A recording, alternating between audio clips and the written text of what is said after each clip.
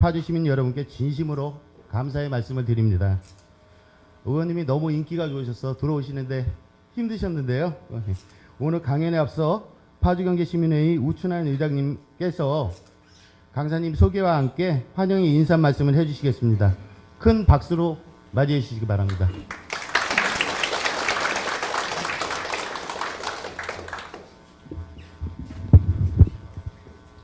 죄송합니다. 위로 올라갈게요. 위원님 미안합니다.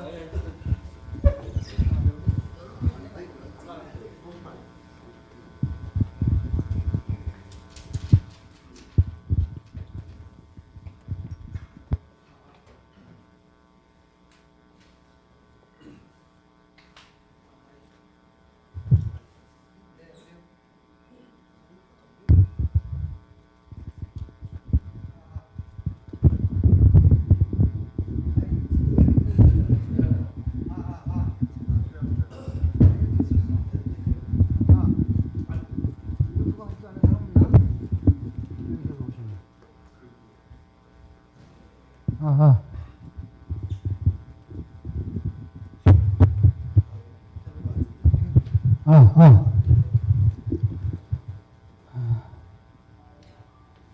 여러분 안녕하셨습니까? 파주 평화경제시민회의 의장 우춘환입니다. 오늘 참으로 귀한 분을 우리 파주시에 모시게 돼서 영광스럽고 기쁜 마음을 금할 수 없습니다. 특히 파주는 평화가 경제다라는 믿음으로 남북 간의 평화로운 협력과 교류를 추구하는 우리 파주 평화경제시민회의로서는 더할 나위 없이 든든한 분이십니다. 우리 정청래 의원님께 박수 한번 부탁드립니다.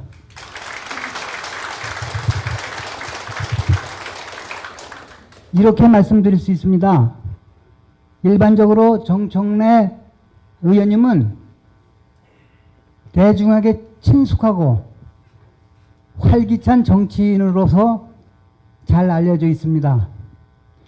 정 의원님께서는 서강대학교 공공정책대학원에서 북한 통일정책학 석사를 졸업하시고 국회 외교통상통일위원회 위원과 국회 정보위원회 간사를 역임하셨으며 남북철도 협력사업 지원을 위한 국회의원 모임 간사를 역임하신 통일정책과 외교 분야의 전문가이십니다. 따라서 우리 파주평화경제시민회의 회원님들과 장차 통일의 중심지가 될 큰 역할을 해야 할 우리 파주시에 도움이 되는 귀중한 말씀을 해주실 것으로 기대하고 있습니다. 다시 한번 정청래 의원님의 파주 방문을 환영하며 주옥같은 강의 말씀을 기대합니다. 끝으로 오늘 비가 오는데도 불구하고 이 자리에 성황리에 참석해 주신 여러분 한 분 한 분께 머리 숙여 진심으로 감사의 말씀을 드립니다. 여러분 진심으로 감사합니다.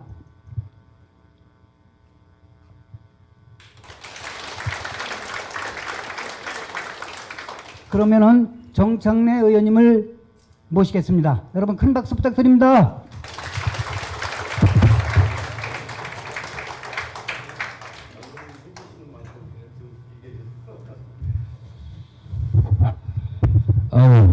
다시 한번 인사드리겠습니다. 여러분 안녕하세요. 이 시대 참 강연인 정청래입니다. 네. 제가 국회의원에 똑 떨어지고 1년 6개월 동안 강연만 많이 다녔습니다. 일주일에 한 2번 정도 강연을 다니는데 비가 와서 그런지 박수 소리가 너무 적어서 그냥 집에 가려고 지금 생각합니다. 이런 박수 받고 제가 강의를 한 적이 없습니다. 다시 한번 인사드리겠습니다. 정청래입니다. 네. 아이고 강의할 맛 나네요.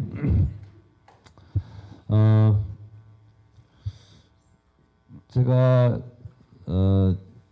이번 주 오늘 무슨 요일이죠? 월요일 날 고용노동부 초청으로 세종시 가서 공무원들 강연을 했었어요. 했는데 강연 제목 거기서는 이제 국정 철학, 문재인 정부의 국정 철학 이렇게 제목을 붙여서 강연을 해달라고 그랬는데 세 가지 주제를 하다 보니까 시간이 너무 좀 모자라서 오늘은 두 가지 주제에 대해서만 말씀을 드리도록 그렇게 하겠습니다. 제 오늘 강연 제목은 통해야 산다입니다. 통해야 산다. 여러분 허준 선생 다 아시죠? 동의보감 쓰신 허준 선생. 우리 어머니 한의원 가신 적 있어요? 침 맞고 그러죠. 뜸 뜨고. 예. 앞으로 제 강연을 이제 조금만 들으시면 한의원 안 다녀도 됩니다. 한의사 분들은 싫어하겠지만 몸 고치는 것부터 제가 말씀드리겠습니다. 허준 선생의 동의보감의 전체 책 내용을 한자로 8자로 규정을 하면 무엇이냐면 통즉 불통, 불통 즉 통입니다. 앞에 통은 통할 통이고요. 뒤에 통은 아플 통자예요. 그래서 통즉 불통, 한국말로 해석하면 통하면 즉 불통, 아프지 않다 이런 뜻이고요. 불통, 통하지 않으면 즉 통, 바로 아프다 이런 뜻이에요. 그러니까 우리 어머니가 한의원에 가신 것은 기와 혈이 통하지 않아서 어딘가 막혀서 아파서 그 풀려간 거예요.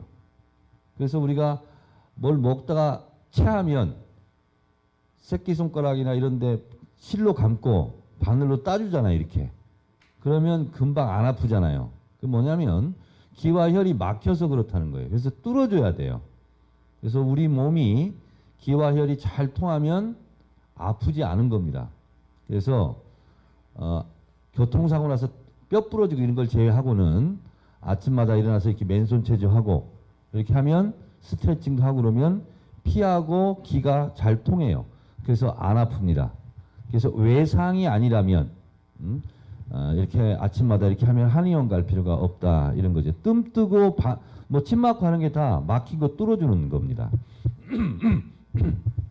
그러니까 우리 몸은 잘 통해야 돼요. 머리부터 발끝까지 피와 기가 잘 통해야 되는 거예요. 그러니까 어머니 혹시 사막이 있어요? 예, 거기는 피가 잘 안 통해서 뭉쳐서 그게 커져서 그런 거래요. 그러니까 자꾸 이렇게 손 같은 데 이렇게 문질러주고 팔꿈치 같은 데 이런 데 문질러주고 그러면 끝까지 잘 이렇게 피가 통해서 그런 게 안 생긴다라는 거죠. 허준 선생이 그것을 동의보감에 써놨는데 그 책 안 읽어봐도 됩니다. 그 책은 이 한자 8자로 그냥 관통하고 있어요. 그러니까 이 우리 몸이 기와 혈이 통하지 않으면 이렇게 아픈 것처럼 부부 관계도 통하지 않으면 무지하게 아파요. 서로 고통스럽고 잘 통해야 됩니다. 부부 관계도 그렇고요. 부모 자식 간에도 안 통하면 그 집 맨날 시끄러워요. 그 집 구석은 맨날 뭐 깨지고 막 큰 소리 나고 그렇습니다. 어머님 제 말이 맞죠? 네, 그렇습니다. 근데 영감님하고는 잘 통했어요? 잘 통했어요? 예, 애는 몇 낳으셨어요? 3남매. 예. 저희 어머니 아버지보다는 덜 통하셨어. 저희 어머니 아버지는 10을 낳으셨습니다. 제가 10남매 중에 10번째 막내입니다. 근데 저희 어머니 아버지만 잘 통한 줄 알았더니 저희 장모님, 장인어른도 아주 잘 통했어요. 저희 처갓집도 10을 낳습니다. 그래서 저희 집사람이 또 10번째예요. 그래서 양가가 10남매인데 10남매 10번째 막내끼리 결혼해서 아들 셋 낳고 사는 집은 전 세계적으로 저희 집밖에 없답니다. 네, 잘 통해야 됩니다. 여기 파주 평화경제시민회의 여기도요. 우리 대표님이 계시고 회원들이 계시잖아요. 잘 안 통하면 싸움 나요. 그렇잖아요? 그래서 잘 통해야 됩니다. 이게 그러면 몸만 그러냐, 가족만 그러냐, 조직만 그러냐, 그렇지 않습니다. 나라도 그렇습니다. 그동안 지난 9년 동안 대통령과 국민들이 잘 안 통했어요. 우리가 뭐라고 비판했어요? 불통 정권이라고 비판했잖아요. 잘 통하지 않았습니다. 잘 통하지 않으면 국민이 그렇게 아픈 거예요. 그래서 우리가 촛불 들고 정권을 바꿔버렸습니다. 근데 국민들만 아프냐? 결국은 박근혜 전 대통령도 감옥살이 하고 있는데 얼마나 아프겠습니까? 본인도 아픈 거예요. 이명박 전 대통령도 많이 아프실 예정입니다, 이제. 그렇잖아요. 그래서 잘 통해야 된다, 이런 거죠. 여기 혹시 이번 6월 달에 지방선거 나가시는 분이 계실지 모르겠는데 출마자와 유권자도 잘 통해야 됩니다. 그래야 그분들이 뽑히는 거예요. 그래서 여기 비도 오는데 이렇게 오셨으니까 여러분 다 성공하시라고 잘 통하는 방법 3가지 먼저 말씀드리고 남북관계 말씀을 드리도록 하겠습니다. 잘 통하려면, 사람과 사람이 잘 통하려면 그 사람 심정이 돼봐야 되는 거예요. 그래서 첫 번째, 역지사지하라, 이런 겁니다. 그러니까 내가 그 사람이 심정이 되면 그 사람이 무엇을 원하는지, 무엇을 바라는지, 어떤 것이 좋은지, 어떤 것이 싫은지, 나쁜지를 알 수 있어요.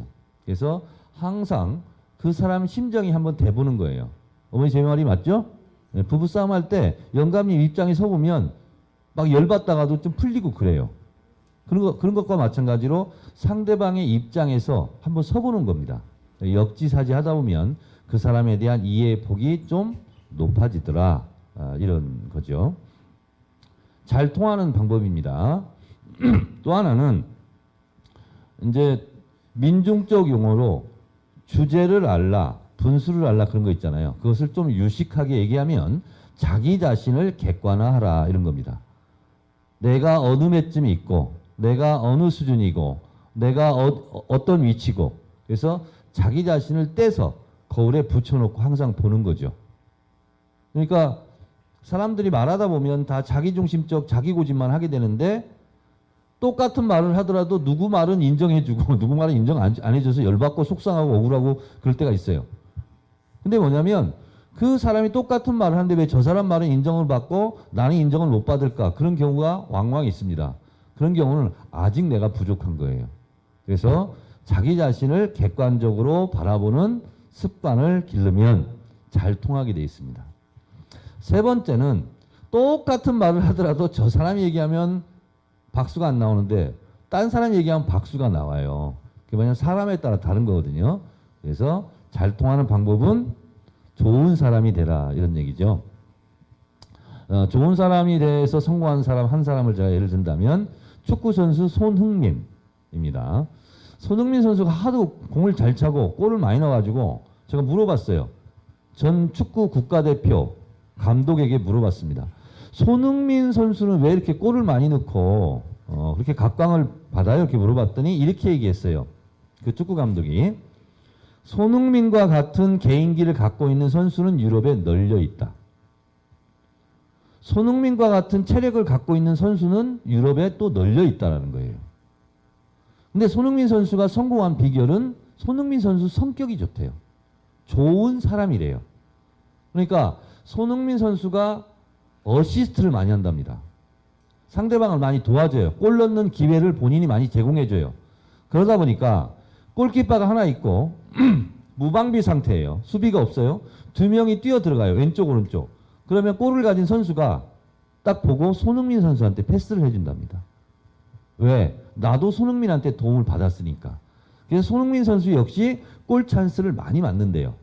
그래서 손흥민 선수가 골을 많이 넣는데 그 이유는 손흥민 선수가 패스를 많이 받는데 패스를 많이 받는 이유 중에 하나가 쟤는 참 좋은 애야. 이렇게 팀 내에서 좋은 평가를 받는다는 겁니다. 그러니까 좋은 사람이 되는 것이 사람과 잘 통하고 특히 누구의 도움을 받아서 무엇을 하려고 하는 사람들 같은 경우는 좋은 사람이 돼야 되는 거예요. 나쁜 사람이 성공하는 경우는 별로 없습니다. 특히 저희 같은 정치인들은 더더욱 그러합니다.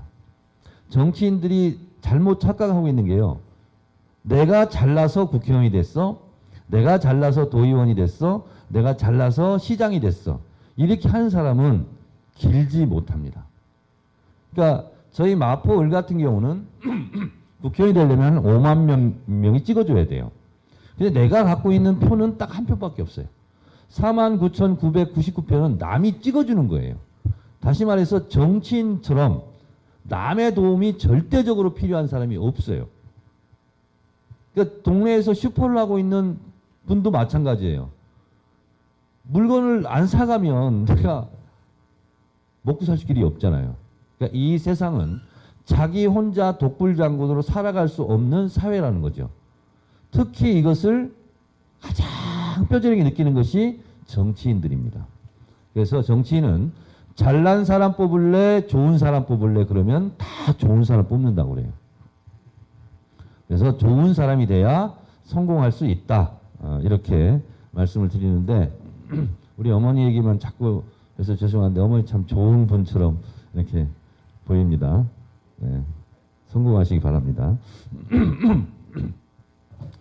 자, 통해야 사는데요. 인간관계도 다 그렇고 사람의 몸도 그런데 남북관계도 그러합니다. 남과 북이 잘 통해야 삽니다. 근데 지금 우리는 분단 이래 근 70년 동안 사람으로 치면 허리가 이렇게 잘려 있어요. 허리가 잘려 있다 보니까 상체도 하체도 건강하지 못한 거예요.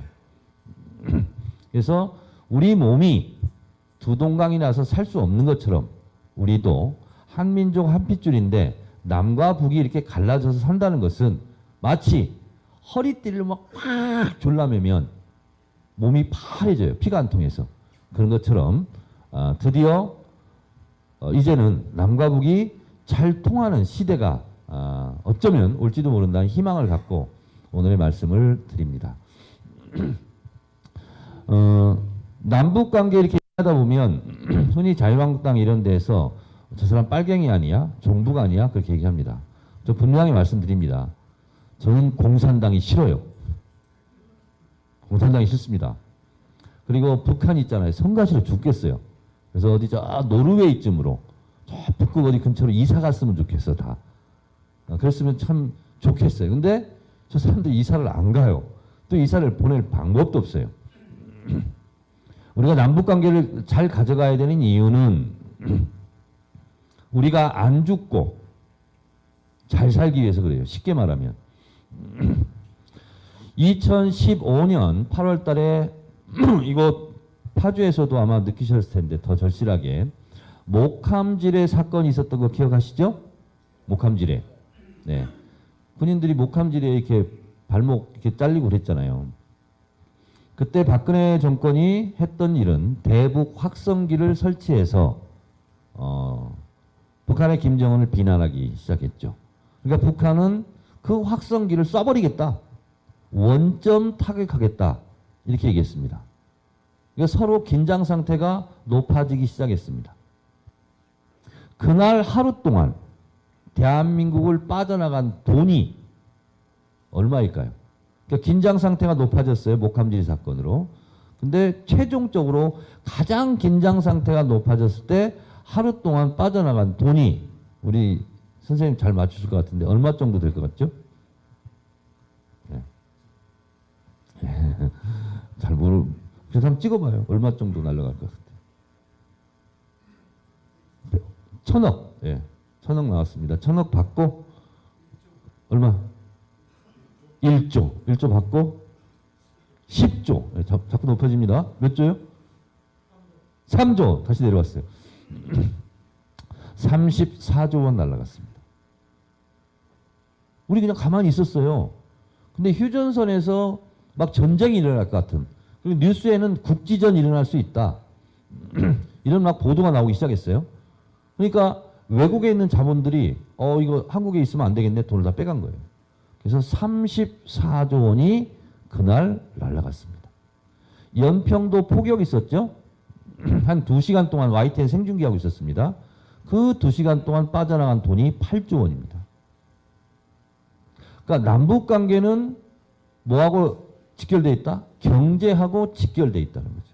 그러니까 남북 관계를 잘 가져가야 되는 이유는 북한이 이뻐서가 아닙니다. 북한이 이뻐서가 아니에요. 우리가 덜 손해보기 위해서 그렇습니다. 북한하고 우리하고 얼마나 잘 사는가? 우리가 100배를 잘 삽니다. 그러면 똑같은 일이 휴전선에서 벌어지면 북한은 1 손해를 봐요. 우리는 100을 손해를 봅니다. 오이사 조치라는 게 있어요. 천안함 폭침 이후에 뭐 그렇다는 거 아니겠어요? 그래서 금강산과 개성공단을 다 닫았어요. 닫은 이유는 뭐예요? 북한 니네 한번 손해봐 이런 겁니다. 한번 고통을 당해. 그래서 다 닫았어요. 근데 그러면 북한이 얼마를 손해보고 우리가 얼마를 손해받는가를 따져봐야 되잖아요. 아무도 안 따져보려고 그래요, 그걸. 오이사 조치는 딱 해놓고 막아놓고. 그럴 때 국회에서도 그런 걸 한번 따져봐야 되겠다 하고 현대경제연구원에 의뢰를 한 사람이 있었어요. 국회의원 중에. 얼마를 손해를 받느냐. 그 사람이 누구냐? 바로 접니다. 저예요, 저. 현대경제연구원에 한번 의뢰를 해봤어요, 제가. 얼마를 손해받느냐. 그랬더니 북한 손해봐! 이러고 그 한 거 아니에요? 다 막은 거 아니에요? 그럼 북한이 손해를 훨씬 더 많이 봐야 그 오이사 조치, 개성공단과 금강산을 막은 것이 효과가 있는 거잖아요. 네? 그렇죠. 북한은 2조 3천억 손해봤습니다. 우리는 얼마 손해봤느냐? 9조 4천억 손해봤습니다. 우리가 3배를 더 손해를 봤어요. 아니 북한 니네 한번 당해봐. 한번 손해봐 했는데 우리가 손해를 3배를 더 봤어. 그리고 개성공단에 있는 사람들, 금강산 기업했던 사람들, 그 사람들이요. 신용불량자 됐습니다. 금강산에서 기업했던 분들을 제가 여러 명 만났어요. 그 중에 30대 전도 양양했던 안교식이라는 사람이 있어요. 금강산 가면 금강산 관광호텔이 있습니다. 가보신 분 거기 갔을 거예요. 그 호텔 사장이에요. 그래서 미국에서 딜러를 해가지고 수백억을 벌었대요. 그리고 금강산 사업을 하면 앞으로 전망이 좋겠다. 그래서 몰빵을 한 거예요. 자기가 가진 돈을 다 금강산 관광호텔에. 근데 아무런 예고도 없이 금강산을 막아버렸어요. 그러니까 거기에 있는 양주 한 병을 못 가지고 나왔대요. 그래서 이분이 제가 19대 국회의원 할 때 불러서 국회에서 제가 물어봤더니 이분이 울면서 한 얘기가 있어요. 우리는 국가 정책을 믿고 투자를 하고 가서 사업을 했는데 아무런 대책도 없이 예고도 없이 갑자기 금강산을 닫아서 자기는 몇백억을 투자했는데 양주 한 병 가지고 나올 시간을 주지 않았다는 거예요. 그래서 자기는 가진 게 아무것도 없대요. 그래서 자기가 선택할 수 있는 카드가 딱 하나 있대요. 카드가. 그래서 그게 뭐냐? 그랬더니 신용카드가 아니고 자살카드가 딱 하나 있다. 집도 있는 거 다 팔고 신용불량자 되고 집도 없고 노숙. 그런 분들이 너무 많아요. 그러니까 국가의 정책이 바뀜으로 인해서 우리 국민들, 기업인들이 피눈물을 흘리고 있는 거예요. 그러면 국가가 장려를 해서 가서 사업했던 사람들을 국가의 힘에 의해서 그것이 차단됐다면 그 사람들에게 먹고 살 대책을 마련해 줘야 되는 거 아니겠어요? 없습니다. 이명박근혜 정권 때 없어요. 돈을 빌려주는 것조차 안 했어요. 그래서 그분들이 지금도 농성을 하고 있습니다. 이런 거 풀어줘야 돼요. 지난 시간에 김진양 박사가 와서 개성공단 얘기했다면서요. 네. 근데 그 친구가 얘기를 했는지는 모르겠어요. 저도 잘 아는 친구인데 개성공단과 금강산은 거기 가서 장사하고 하는 사람들 먹고 사는 문제가 있지만 이런 문제가 있어요. 개성공단을 계약서를 쓸 때 누가 썼냐면 정주영 명예회장과 김정일 국방위원장이 계약서를 앉아 쓰고 있습니다. 개성공단이 완성되면 800만 평의 공장을 짓고 그 옆에 1200만 평의 집을 짓고 그래서 2000만 평을 개발하는 거고 그것이 완성되면 거기에 30만 명이 가서 일하는 겁니다. 그 중에 3만 명, 10%는 우리 남쪽 노동자가 가서 일을 하게 돼 있어요. 그런데 정주영 명예회장이 생각했을 때 30만 명이 출퇴근하려면 1시간 정도 차 타고 오는 거리 개성시 개풍군을 살펴봤더니 인구가 30만 명이 안 돼요. 30만 명이 안 되는데 어떻게 30만 명이 와서 일을 하지? 궁금하잖아요. 그래서 정주영 명예회장이 물어봤습니다. 아니 개성공단이 완성되면 30만 명이 와서 일을 해야 되는데 출퇴근이 가능한 개성시 개풍군 인구를 다 합쳐도 30만 명이 안 되는데 그러면 이 노동자들을 무슨 수로 충당하려고 하느냐 라고 물었더니 김정일 위원장이 한치의 망설임도 없이 이렇게 얘기했어요. 그거 간단합니다. 인민군대 옷 벗겨서 보내면 됩니다. 이렇게 얘기했어요. 이게 무슨 얘기예요? 북한은 인민군이 110만 명이 있습니다. 과도하게 군인이 많아요. 우리도 군인이 많아요. 과도하게. 중국 인민해방군은 260만 명입니다. 중국 인구가 16억이에요. 우리는 7천만이에요. 중국 인구 대비 인민군 숫자 대비해서 보면 우리는 7천만이기 때문에 15만 명만 있으면 돼요. 우리나라 군대는 중국 인민군으로 치면. 근데 우리는 이 조그만 땅덩어리에 휴전선을 사이에 두고 110만의 군대가 총을 들고 서로 겨누고 있어요. 이게 어느 정도 비정상적이냐면 그 큰 나라 세계 최강의 국가 미국 전 세계를 호령하고 있잖아요. 미국의 군대가 우리나라보다 많을 것 같아요? 적을 것 같아요? 적어요. 거기는 150만입니다. 통틀어서. 우리 한반도가 미국 군대보다 더 많아요. 30만 명이. 이게 비정상이죠. 물 한 잔 먹고 갈게요.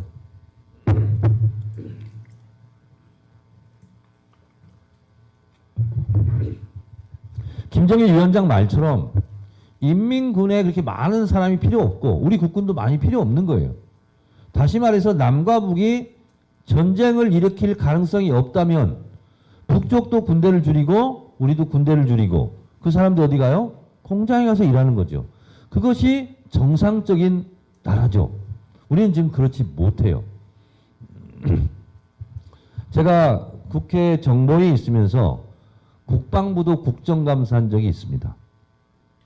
제가 물어봤어요. 국방부한테. 북한하고 남한이 전쟁하면 어디가 이겨요? 이렇게 물어봤어요. 제가. 물어봤더니 우리가 못 이겨요. 이렇게 얘기해요. 뭐 우리가 못 이긴대요. 그럼 우리가 진단 얘기예요? 말을 못해요. 아니 왜 우리가 이긴다는 말을 못합니까?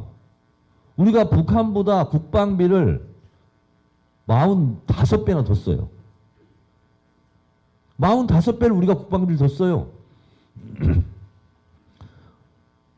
북한 전체 1년 국방 예산이 우리나라 국방부가 쓰는 기름값입니다. 비행기 기름값, 탱크 기름값, 전차 기름값, 이런 기름값, 유류비가 우리가 1조 원을 씁니다. 국방비에서. 근데 북한은 전체를 통틀어서 1조를 써요. 국방비를. 우리가 40배를 더 쓰면서 전쟁하면 못 이긴대요. 그래서 제가 뭐라고 말할게요? 북한에 가서 좀 배워오라고. 돈을 40분의 1밖에 안 쓰면서 전쟁을 안 지는 그 북한 인민군에 그걸 배워오라고 제가 얘기를 했어요. 비정상이에요, 지금. 모든 것이. 자, 남과 북이 막혀 있다 보니까 우리 남쪽에서도 어떤 얘기가 나오냐면 정말 이런 얘기 하는 사람이 무식한 얘기입니다. 북한이 폭 망했으면 좋겠다 이렇게 얘기를 해요. 그럼 시원할 것처럼 보입니다. 북한이 폭 망하면 어떤 일이 벌어질까요? 북한이 지금 인구가 2,400만입니다. 폭 망해요. 먹을 게 없어요. 그럼 어디로 내려와요? 뗏목 타고 한강으로 내려와요. 그리고 파주시로 내려와요. 한강에 와서 100만 명이 텐트를 친다고 생각해 보세요. 100만 명만 내려오겠습니까? 북한이 폭 망해서 무정부 상태가 되고 강도들만 들끓고 먹을 건 없고 그럼 어떻게 되겠어요? 결국은 뗏목 타고 내려오게 돼 있어요. 유럽의 난민들 보세요. 필사적으로 철조망 넘습니다. 살려고. 필사적으로 막 기차 위로 타고 배 타고 막 이렇게 옵니다. 100만 명이 와서 한강에 텐트를 칠 경우 상상해 보십시오. 그 사람들이 먹는 거 어떡하죠? 우리가 대줘야 돼요. 그 사람들이 싸는 거 어떡하죠? 쓰레기 다 치워줘야 돼요. 옷 제공해야 돼요. 그리고 냉난방 다 제공해야 돼요. 그 유엔에서만 어떻게 하죠? 우리가 다 해야 되는 거예요. 한국 경제는 그것을 감당할 능력이 없습니다. 제가 100만 명 얘기했더니 정세현 통일부 장관이 제 말하는 걸 듣고 저를 불러요. 정세현 전 통일부 장관이. 정 의원, 앞으로는 100만 명이라고 얘기하지 말고 10만 명이라고 고쳐. 본인이 통일부 장관 할 때 시뮬레이션을 해봤대요. 10만 명이 내려오면 감당 불가 이렇게 됐답니다. 해봤대요, 그걸. 한강변에 텐트를 몇만이 치면 우리가 감당이 불가능한가? 10만 명이랍니다. 10만 명만 내려오겠냐고요. 제가 봤을 때는 100만 명 이상 내려옵니다. 감당이 불가능합니다. 서독과 동독이 갑자기 통일됐다라고 우리는 생각할 수 있어요. 베를린 장벽이 무너지니까 서독, 동독이 갑자기 통일했네? 그게 아니고요. 20년간 서독에서 동독에게 1년에 3조씩 지원했대요. 그래서 20년 동안 토탈 60조를 지원했답니다. 먹고 살게 해준 거예요. 대신 동독 주민들이 원하면 서독 텔레비전을 보게 했대요. 그러면서 이질감을 줄여나갔던 거예요. 그래서 베를린 장벽이 갑자기 무너졌어도 그렇게 서독과 동독이 지금 남과 북처럼 이렇게 꽉 막혀서 서로 모르는 게 아니라 동독 주민들이 서독 주민들이 생활하는 걸 다 알고 있었다는 거예요. 그래서 서독 독일 과정을 보면 결국은 체제 경쟁을 하더라도 먹고 살게 해준 사람이 제일 고마운 사람이라는 거예요. 아니 우리 집안이 지금 당장 굶어 죽게 생겼는데 거기에 체제가 어디 있고 이념이 어디 있어요. 어떤 사람이 제일 고마워요? 그 동네에서. 먹을 거 갖다 주는 사람이 제일 고마운 거예요. 북한 못 먹고 못 산다면서요. 그럼 먹고 살게는 해줘야죠. 그 사람이 제일 고마운 거예요. 그래서 동독 주민들이 서독 주민들에게 이렇게 고마워했대요. 우리 이렇게 먹고 살게 그래도 도와준다 이래서.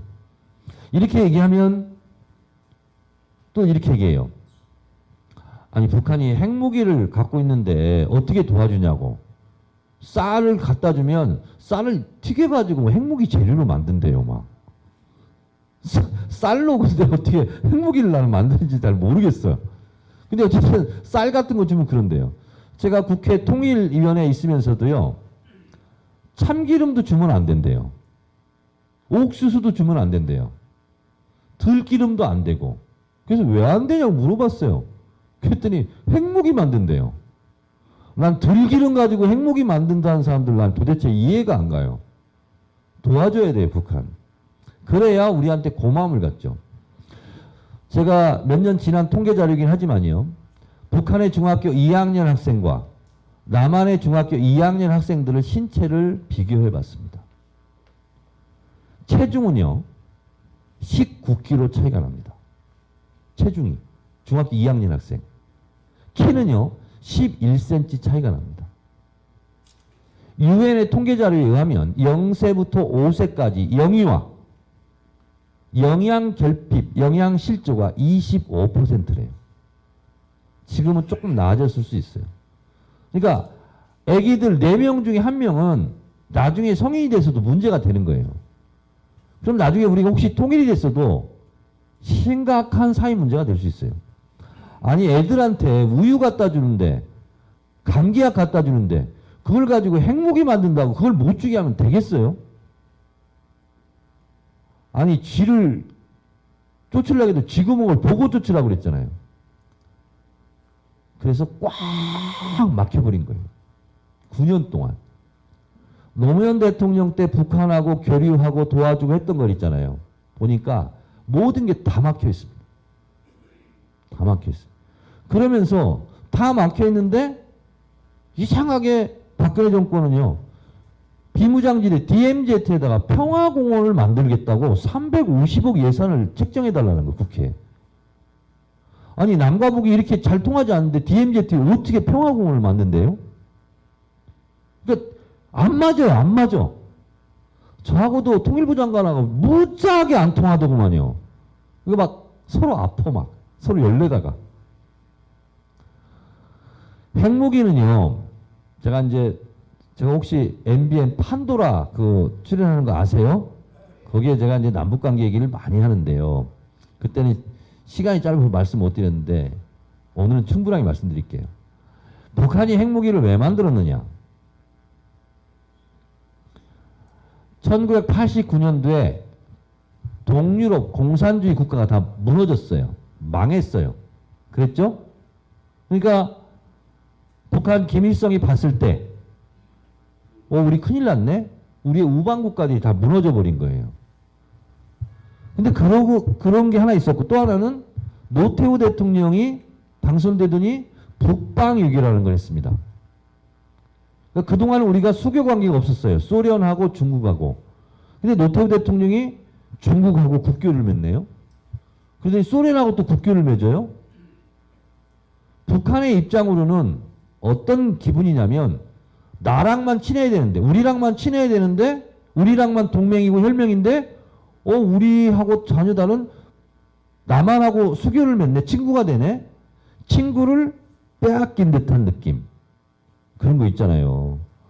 우리 사모님 있잖아요. 친구랑 둘이 친하거든요. 근데 이 친구가 한 친구가 또 있었어요. 근데 우리 여사님하고는 왼수지간이에요. 근데 얘랑 더 친한 것 같아. 그러면 같이 친하게 돼요? 안 돼요? 안 돼요. 너 어떻게 저런 거하고 사귀냐? 어떻게 저런 애하고 친하냐? 이렇게 되는 거예요. 북한의 입장으로는 아니 중국, 러시아 어떻게 남쪽하고 손잡고 수교를 맺어?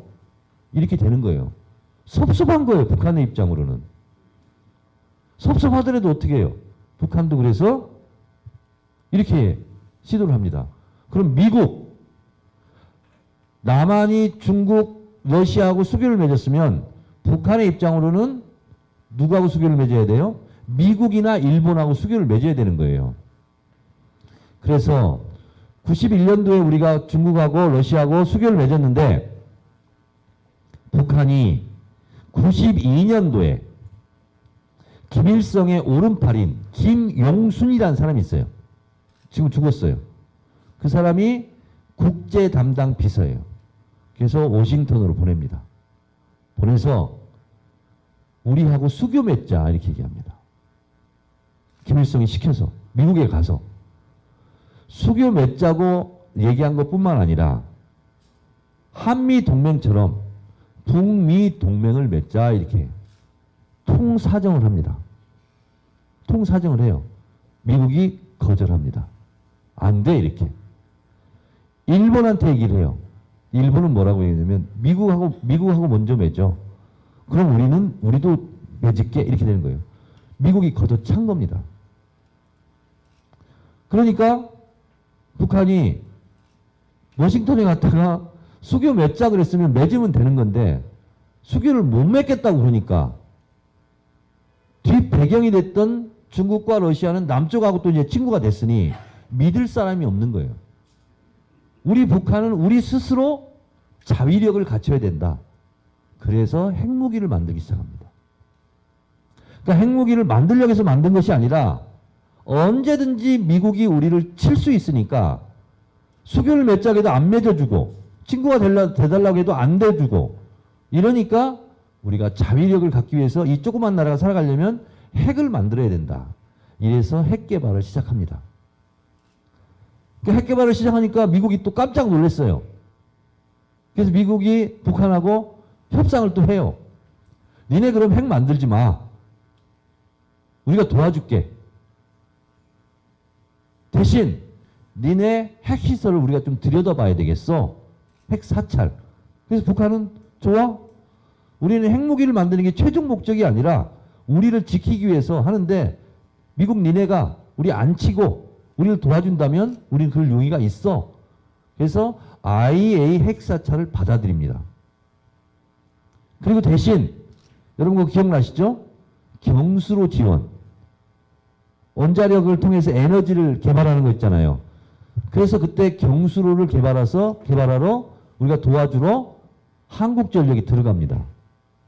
북한에 가서 경수로를 지어주려고 가요. 그때 들어갔던 사람 중에 지금 국정원 요원들도 갔을 거 아니에요.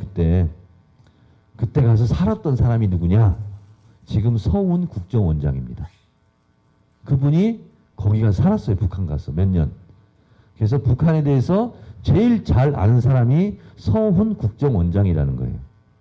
그래서 문재인 대통령이 지금 남북관계 그리고 북미관계 그리고 한미관계를 아주 신중하게 잘 가져가는 이유는 서훈 국정원장이 박사예요. 그 부분에 대해서는. 북한을 너무너무 잘 알고 있어요. 북한이 뭘 원하는지, 북한이 어떻게 하면 화내는지, 북한을 어떻게 잘 다루고 관리해야 되는지를 서훈 국정원장이 잘 알고 있습니다. 그래서 지금 문재인 대통령이 잘하고 있어요. 지금. 근데 어쨌든 그래서 이제 평화롭게 잘 갔어요. 이렇게 북한하고 미국하고 잘 갔는데 미국이 뭘 요구했냐면 원래는 핵사찰을 받으려면 여기만 받겠다고 서로 약속을 했어요. 약속을 했는데 갑자기 여기도 좀 봐야 되겠어. 이렇게 요구를 해요. 특별 사찰을 수용하라 이렇게 돼요. 아니 원래 얘기할 때 여기 세 집만 보기로 했잖아. 세 군데만. 근데 한 군데를 왜 더 보려고 그래? 기분 나빠 이렇게 되는 거예요. 못 사는 나라는 뭐 갖고 살아요? 자존심 갖고 삽니다. 그래서 북한이 뭐라고 얘기했냐면 우리가 니네한테 전쟁하여서 진 패전국도 아닌데 우리를 왜 패전국 취급하냐? 못하겠다. 거부를 해요. 그래서 깨집니다. 그래서 NPT를 탈퇴하고 막 난리가 나는 거예요. 그러면서 핵 개발에 들어가는 거예요. 그리고 90년대를 지나갑니다. 근데 김대중 대통령이 집권해서 김대중 대통령이 평생 소원이었던 북미 수교 이것을 위해서 클린턴 대통령을 설득합니다. 우리는 전쟁을 할 수 없는 나라예요. 이렇게 얘기하면 조선일보 같은 데는 또 뭐냐면 정청래 이상한 발언했다고 또 그래요. 전쟁을 하면 안 되는 나라예요. 우리가 전쟁을 해서 이기고 지고 하는 문제는 아닙니다. 인류 역사를 통틀어서 적의 사정권 안에 전체 인구의 절반이 오밀조밀 사는 나라는 대한민국밖에 없습니다. 사드는 중국 견제용입니다. 전쟁이 일어나면 사드가 막아줄 게 없어요. 북한의 개성공단 뒤쪽에 장사정포가 있습니다. 1100개가 있어요. 이 1100개는 다 대한민국 우리 땅을 사정권을 두고 있습니다. 전쟁이 일어나면 1100개의 장사정포가 우선 날라옵니다. 이 날라오면 피해가 어느 정도냐? 문정인 교수 텔레비 많이 나오죠 요즘. 문정인 특보. 그분이 계산해 놓은 거예요. 전면전이 감행됐을 경우 그 즉시 대한민국 인구는 최소입니다. 최소 500만 명이 즉사합니다. 그리고 상 피해, 경제적 피해는 최소 10,000조가 날아간답니다. 10,000조는 우리나라 국가 예산, 지금 400조죠. 25년치 국가 예산이 순식간에 날아가는 겁니다. 그러니까 남과 북이 전쟁을 한다면 승리자는 없습니다. 다 패배자만 있는 거죠. 서울시 인구가 1,000만인데요. 이 장사정포를 막으려면 방공호로 들어가 숨어야 돼요. 근데 방공호 역할을 하는 게 지하철입니다. 지하철에 가서 숨을 수 있는, 피할 수 있는 인구는 200만 명밖에 없습니다. 그러니까 200만 명 우선은 삽니다. 근데 800만 명은 재수 없으면 죽는 거예요. 그러니까 전쟁을 하면 안 되는 거죠. 물론 우리만 이렇게 죽겠어요? 북한은 더 많이 죽겠죠. 그러니까 전쟁을 하면 어느 누구도 승리자가 될 수 없는 거예요. 그걸 김대중 대통령이 너무나 잘 알고 있습니다. 어찌됐든 전쟁 없이 남과 북이 잘 지내야 되는 겁니다. 북한이 이뻐서가 아니고 북한이 좋아서도 아니에요. 우리의 피해를 최소화하기 위해서 북한하고 잘 지내야 되는 거고, 전쟁은 절대 안 되고 뭐도 안 된다. 전쟁의 가능성도 높은 것이 좋아요, 낮은 것이 좋아요? 낮은 것이 좋은 거죠. 지금 당장 통일하자는 얘기가 아닙니다. 전쟁이 일어날 가능성이 줄어야 해외 자본도 들어오고 그 돈으로 물건을 만들어서 우리가 수출로 먹고 사는 나라잖아요. 이번에 평창 올림픽이 다행히 잘 끝났어요. 북한 예술단이 내려오고 북한 선수들이 내려오고 단일팀 구성하니까 그걸 가지고 또 막 못마땅해가지고 비난하는 자유한국당은 어느 나라 정당이냐고. 거꾸로 북한이 미사일 몇 발 쐈다고 생각해 보세요. 그러면 평창 올림픽에 외국 선수들 올까요, 안 올까요? 안 옵니다. 위험하다고. 평창 동계 올림픽이 아니라 그냥 우리나라 전국체전이에요. 강원도에서 열리는. 우리 선수들만 있는 거예요, 그냥. 그러면 어떻게 됐겠냐고요. 제가 거듭 말씀드리지만 북한이 이뻐서도 아니고 좋아서도 아니고 거기서 막 해방질하고 막 미사일 쏘고 하면 어떻게 되겠냐고요. 어쩔 수 없어요, 우리가. 북한이 이사를 안 간다면. 그런 상황이거든요. 그러니까 북한하고 잘 지내야 되는 이유는 북한이 이뻐서도 아니고 좋아서도 아니다라는 것은 제가 몇 번 강조했어요. 이것이 바로 우리의 생명이고 우리의 돈이기 때문에 그러합니다. 이걸 너무나 잘 아는 김대중 대통령이 클린턴 대통령을 설득하기 시작합니다. 한반도에는 어떤 경우가 있어도 전쟁이 있어서는 안 된다. 그러니 북한은 지금 미국 당신들과 잘 지내기를 원한다. 그러니 남북 관계는 일괄 타결 방식으로 해결하자. 일괄 타결 방식은 우리 선생님 고스톱 쳐봤죠? 고스톱. 동시 패션이라는 게 있잖아요. 동시 패션. 동시 패션으로 해결하자. 이겁니다. 동시 패션이 뭐냐? 북한하고 미국하고 수교를 맺고 곧이어서 일본하고도 수교 맺고 북한에 있는 핵시설은 완전 폐기하고 북핵 영구 불능화라고 얘기해요. 하고 남과 북 철도를 연결하고 정전협정을 평화협정으로 바꾸고 서로 침략하지 않겠다는 불가침 선언을 하고 그리고 전기도 우리가 도와주고 식량도 도와주고 한꺼번에 모든 문제를 동시 패션으로 해결하자. 클린턴을 설득했어요. 역대 대통령 중에서 미국 대통령의 마음을 이렇게 완벽하게 움직인 최초의 대통령이 김대중 대통령입니다. 클린턴이 그래서 좋다 이렇게 된 겁니다. 그래서 2000년 10월 21일 날 미국 최초의 여성 국무장관 올브라이트 장관을 평양으로 보냅니다. 올브라이트 장관 기억나세요? 키 좀 좁고 똥똥하신 분, 그 눈 크시고 이 올브라이트 장관이 평양에 갑니다. 그 김정일 국방위원장과 악수를 해요. 세기적 사건입니다, 이게. 2000년 10월 21일 날 이런 일이 벌어져요.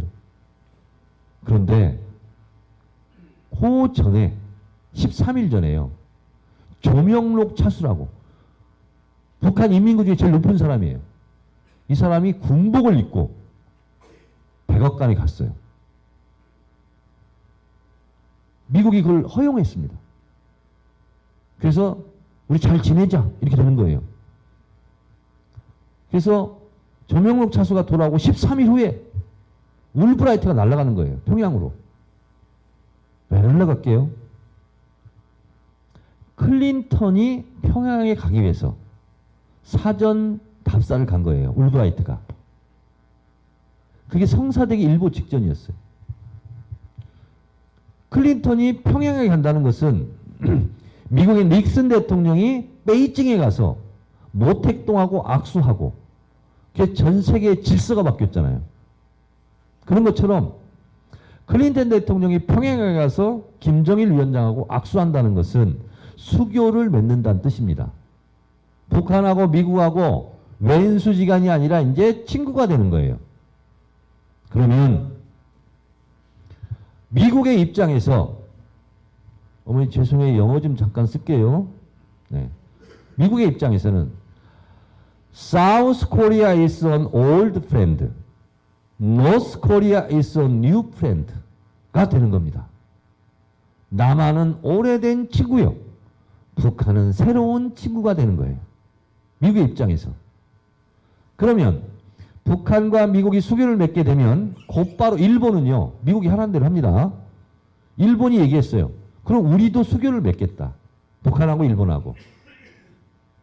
미국하고 북한하고 수교를 맺는다는 것은 미국이 북한을 치지 않는다. 그리고 왼수지간을 풀고 악수하고 친구가 된다는 뜻이에요. 그래서 북한의 입장으로는 체제가 안전이 보장이 된다. 이런 뜻이고요. 북미 수교에 이어서 북일 수교를 맺는다는 것은 북한이 경제가 어렵잖아요. 북한이 일본에게 요구하는 돈이 있어요. 일제 배상금. 일본 니네가 우리를 35년간 통치했고 지배했는데 돈으로 배상해. 우리는 그거 있잖아요. 3억 달러로 끝냈어요. 김종필, 오히라 둘이 협상을 해가지고 3억 달러 받고 그냥 끝냈어요. 우리는 남쪽은. 근데 북한 사람들 이상해요. 물가가 올라도 요구하는 금액을 올리지 않아요. 110억 달러입니다. 110억 달러를 요구하고 있고 일본은 110억 달러에서 한 푼도 깎지 않고 다 주겠다. 이거였어요. 그리고 북한으로서는 그렇게만 된다면 우리는 완전 핵시설을 완전히 IAEA 와서 다 사찰하고 다 부숴버려라. 북핵시설 완전 불능화. 우리는 그거 응하겠다. 왜? 이제 미국하고 잘 지내니까. 우리를 위협하지 않으니까. 믿고 그렇게 하겠다. 평화협정 맺겠다. 불가침선언을 하겠다. 남북철도 연결하겠다. 이렇게 된 거예요. 그것이 김대중 대통령과 클린턴 대통령이 대체적으로 합의한 내용입니다. 그런데 그래서 울브라이트까지 갔어요. 평양에.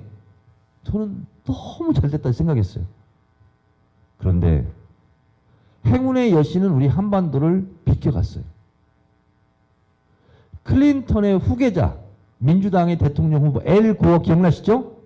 엘 고어가 조지 부시 대통령한테 진 거예요. 어디서? 우리로 치면 대법원에서. 그래서 조지 부시가 대통령이 된 거예요. 그러니까 클린턴하고 민주당하고 공화당은 완전히 다른 정책이에요. 그래서 클린턴이 가봤자 북한하고 잘 지내고 수교를 맺어도 부시 대통령 정권이 이어지지가 않아요. 그래서 클린턴이 북한에 못 갑니다. 그게 김대중 대통령이 살아계실 때 제가 동기동에 가면 그걸 갖고 뭐라고 말씀하시냐면 박복한 민족이고 천추의 한이다 이렇게 얘기합니다. 이렇게 얘기하셨어요 저한테. 그러니까 클린턴은 김정일 국방위원장하고 잘 지내려고 그랬어요. 수교를 맺으려고 했어요. 모든 것을 동시 패션으로 한꺼번에 해결하려고 했습니다. 그게 무산된 겁니다. 1차 행운의 여신이 비껴갔어요. 그리고 조지 부시 대통령이 미국 대통령이 되자마자 남북관계 한반도 평화를 어떻게 했어요? 이름대로 했어요. 조지 부시잖아요. 조지고 부시고 막 했어요. 이란, 이라크, 북한은 악의 축이다. 이러면서 북미 관계도 얼어붙고 남북 관계도 꼬이기 시작하고 이렇게 된 거예요. 그러니까 그때 뭔가를 했어야 돼요. 지금처럼 핵실험을 막 6번 하고 이러기 전에 그때 했어야 되는 거예요. 못했어요, 그때. 미국 대통령 선거가 잘못되는 바람에 그랬습니다. 그리고 미국은 조지 부시가 끝나고 오바마 대통령이 됐습니다. 오바마 대통령 첫 번째 국무장관이 누구였어요? 클린턴의 부인 힐러리 클린턴이 됐잖아요. 힐러리 클린턴이 국무장관이 돼서 우리 한국을 방문했습니다. 이명박 대통령 때 청와대를 갔어요. 근데 동교동에는 못 가게 했어요. 못 갔어요. 그래서 힐러리가 타고 왔던 미국 비행기를 타자마자 동교동으로 전화를 합니다. 힐러리 클린턴이. 그래서 김대중 대통령한테 이렇게 전화를 합니다. 건강하세요. 오래 사세요. 저희 클린턴 부부는 여전히 김대중 대통령님을 존경합니다. 이렇게 얘기합니다. 오바마 대통령 때 부통령이었던 바이든이라는 사람이 있어요. 그 바이든 부통령은 존경하는 인물을 써라 그러면 김대중 대통령을 쓴대요. 그 정도로 오바마 행정부에서도 김대중 대통령, 클린턴 대통령이 합의했던 것을 이행할 의지가 있었습니다. 근데 그때 파트너는 누구였어요? 우리가 미국의 부시 대통령이 되면서 어긋났던 것처럼 미국 오바마 행정부는 힐러리 국무장관이 있을 때 자기 남편이 하려고 했던 것을 하려고 하는 의지가 있었으나 우리 대한민국의 파트너는 누구였습니까? 김대중 노무현 대통령과는 전혀 다른 이명박 대통령이었어요. 어긋난 거예요. 그리고 또 누가 됐어요? 박근혜 대통령이 된 거예요. 9년이 허송세월 한 거죠. 잃어버린 9년이에요. 그러다 보니까 자유한국당에서는 저희들 보고 맨날 퍼주겠다고 그러는데 핵실험은 이명박근혜 때 더 많이 했다는 거 아시죠? 그래서 박혀 있었어요. 한치 앞을 내다볼 수 없었습니다. 그런데 새롭게 희망이 생기기 시작했습니다. 문재인 대통령이 당선되고 나서 저는 트럼프가 당선돼서 무지하게 걱정했어요. 그런데 여러분 트럼프 대통령은 어떤 사람이냐면 여러분도 별로 안 좋아하실 것 같은데 저도 별로 안 좋아합니다. 트럼프 대통령 같은 사람은 문재인 대통령하고 잘 맞습니다. 음과 양의 조화라 할까요? 제가 개인적으로 그렇게 평가합니다. 트럼프 대통령은 어떤 사람이냐면 트럼프 대통령이 한마디 한마디 하는 것은 다 쇼킹합니다. 쇼킹해요. 근데 그 사람은 원래 쇼킹한 말만 하는 사람이에요. 그래서 쇼킹한 말 한마디 할 때마다 놀라지만 워낙 쇼킹한 말을 많이 하다 보니까 쭉 연결해 놓고 보면 예상이 가능하다는 사람이에요. 트럼프 대통령은 유명한 방송인 출신입니다. 미국에서. 그래서 방송하다가 뜬 사람이에요. 부동산 업자입니다. 서울대 이근 교수가 써놓은 소논문을 보니까 트럼프는 어떤 사람이냐면 브랜드 비즈니스 마케터라는 거예요. 이게 무슨 얘기냐면 막 시끄럽게 해요. 본인이. 그럼 욕을 먹든 어쨌든 유명해져요. 노이즈 마케팅을 하다 보면. 그래서 트럼프라는 이름을 띄웠어요. 그리고 자기 이름을 사업에 이용합니다. 그래서 트럼프 호텔, 트럼프 골프장 막 이렇게 이름을 붙이는 거예요. 이 사람이 얼마나 웃기는 사람이냐면 대한민국 국회에 와서 연설할 때요. 자기 골프장 선전합니다. 대한민국에 있는 박성현 선수가 내 트럼프 골프장에서 우승했다고. 그 뭐냐면 자기 골프장 선전하는 거예요.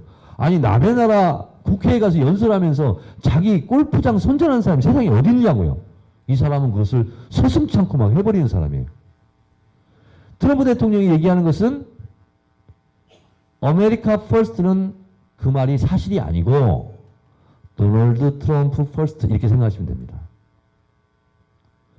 미국의 이익 그게 아니고요. 트럼프의 이익 이렇게 생각하시면 됩니다. 그래서 이 사람은요. 오로지 자기 이익밖에 없어요. 미국의 이익이 아니에요. 우리가 지금 수출 통상 압력하고 뭐 철강하고 그러는 게 다른 게 아니에요. 11월에 거기 중간 선거 있어요. 하원 전체 선거를 하고요. 상원은 3분의 1이 바뀝니다. 그 선거에 이기려면 어떻게 되겠어요? 자기 대통령 때 주로 찍어주었던 미국의 동부 지역 철강 산업이 지금 망했어요. 다 녹슬었어요. 그래서 러스트벨트라고 그러는데 거기에게 환심 살려고 대한민국 철강에 대해서 시비를 거는 거예요. 관세를 매겨서 못 들어오게 하겠다. 한국 GM 공장문 닫고 이쪽으로 러스트벨트 동부 지역으로 이전시키겠다. 이렇게 하는 거예요. 왜? 11월 중간 선거에서 자기 이익을 보기 위해서 그러는 거예요. 이 사람은 그런 사람이에요. 근데 이런 사람은 다루기 그렇게 어렵지 않아요. 문재인 대통령이 잘하고 있어요. 왜냐하면 이게 다 긁어주면 돼요. 방송을 찍고 있어서 똥구녕이라는 말을 못하겠네. 싹 긁어주면 돼요. 그래서 문재인 대통령이 공개적으로 트럼프를 칭찬하잖아요. 아, 트럼프 대통령이 괜찮은 사람입니다. 트럼프의 공이 큽니다. 그러니까 그 다음날 바로 나는 문재인을 100% 지지합니다. 뭐 이렇게 얘기하잖아요. 바로 찔러면 반응이 와요. 이 양반은. 제가 판단했을 때 트럼프 대통령은 이룰 걸 다 이뤘습니다. 돈도 벌었죠. 엄청나게. 대통령이 됐어요. 트럼프가 바라고 있는 것은 딱 하나 있을 것 같아. 아, 두 개 있다. 이 사람이 욕심쟁이에요. 본인이 노벨 평화상 받는 겁니다. 노벨 평화상을 받으려면 본인이 지금 직접 관여하고 있는 분쟁 지역 그리고 긴장 상태가 높은 한반도 문제를 해결해야 노벨 평화상을 받습니다. 이 양반은 딱 지금 그 생각 하나밖에 없어요. 여러분 평창 올림픽이 끝나는 날 미국에서 북한 선박을 대대적으로 사상 최대로 압박하고 제재하겠다 얘기했죠. 우리 깜짝 놀랐잖아요. 놀라실 필요 없습니다. 북미 대화를 위한 삿바 싸움인 거예요. 씨름하기 전에 삿바를 잘 잡기 위해서 하는 거잖아요. 우리는 이렇게 깡이 좋게 세게 북한을 계속 압박한다 하는 얘기는 대화가 임박했다 이렇게 생각하시면 돼요. 대화가 임박했다. 문재인 대통령이 강릉 KTX를 타고 가면서 평창 올림픽 전에 하필이면 미국에 있는 방송 NBC를 상대로 단독 특종을 줍니다. 한미 군사훈련을 연기를 제안한다. 그거요. 트럼프 대통령하고 이미 통화해서 끝낸 사안이에요. 제안한다. 문재인 대통령한테 낯을 세워준 겁니다. 트럼프 대통령이. 그러니까 그 다음날 미국에서 이렇게 얘기했어요. 동맹과의 약속을 존중하겠다. 바로 그 다음날 반응이 나와요. 이거는 뭐예요? 문재인 대통령이 트럼프 대통령을 잘 구슬르고 있다 이렇게 생각하시면 됩니다. 이번에 김영철 내려오니까 자유한국당 들어 눕고 뭐 하여튼 굉장히 막 재밌게 하시더라고 다들 자유한국당. 그런데요. 김영철은 유엔 안보리 제재 대상입니다. 못 내려와요. 어떻게 내려왔겠어요? 미국이 다 협조하는 겁니다. 그리고 실무적인 문제 이런 것을 해결하려면 보통 2주일이 걸린답니다. 통상적으로. 근데 이번 평창 올림픽에 대해서는 미국이요. 하루 이틀 만에 다 해결해 줬어요. 오케이. 미국은 뭐 하나 사인 올라가잖아요. 이걸 며칠 끄는가도 다 외교적으로 계산하겠지 않겠어요? 계산을 하지 않았어요, 이번에. 김영철이든 김여정이든 리성공이든 누구든 내려온다고 하면 미국이 다 오케이 다 도장 찍어줬어요. 자유한국당은요 지금 뭘 모르고 저러고 있는 거예요. 아무리 봐도 반미 세력 같아. 자유한국당. 미국이 지금 다 알아서 이렇게 하고 있는데 미국하고 지금 어깃장 놓고 있는 것 같아요. 자유한국당이 반미 세력이 아니면 저렇게 하면 안 되는데 이런 생각이 들 정도로.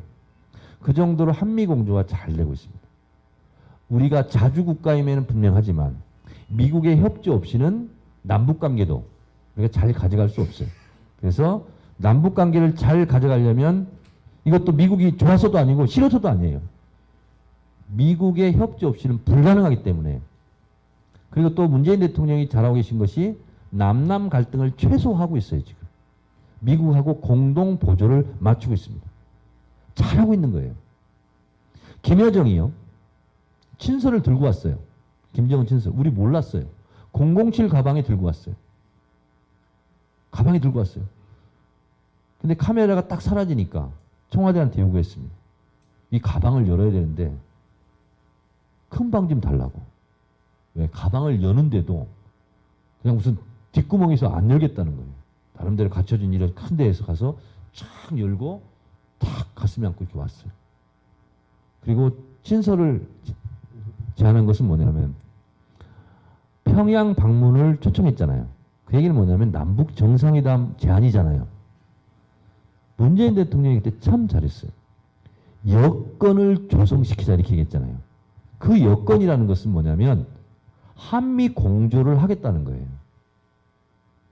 트럼프 대통령이 그 말을 듣고 좋았겠어요, 안 좋았겠어요? 너무너무 좋았죠. 그건 뭐냐면 트럼프의 체면을 세워주는 거거든요. 우리 마음대로 하지 않고 당신과 다 상의해서 하겠다. 그 트럼프가 너무 좋은 거예요, 지금. 그러니까 막 이방카도 보내고 그러잖아요. 참고로 트럼프는요, 제 짐작입니다만 힐러리하고 싸워서 어렵게 이겼잖아요. 그렇잖아요. 이방카를 미국의 최초의 여성 대통령으로 만들려고 작정한 것 같아요. 좀 웃기는 일이긴 하지만 그래서 이방카가 오기 전까지는 문재인 대통령과 전화통화도 안 했어요. 왜? 이방카를 주목시키기 위해서. 앞으로 두고 보세요. 트럼프가 대통령 끝나고 나서 이방카 있잖아요. 차기 대통령이나 차차기 대통령 만들려고 저는 마음 먹은 것 같아요. 두 가지 목표예요. 트럼프는 이제 남은 여생 동안 노벨 평화상 받는 거, 딸 대통령 시키는 거.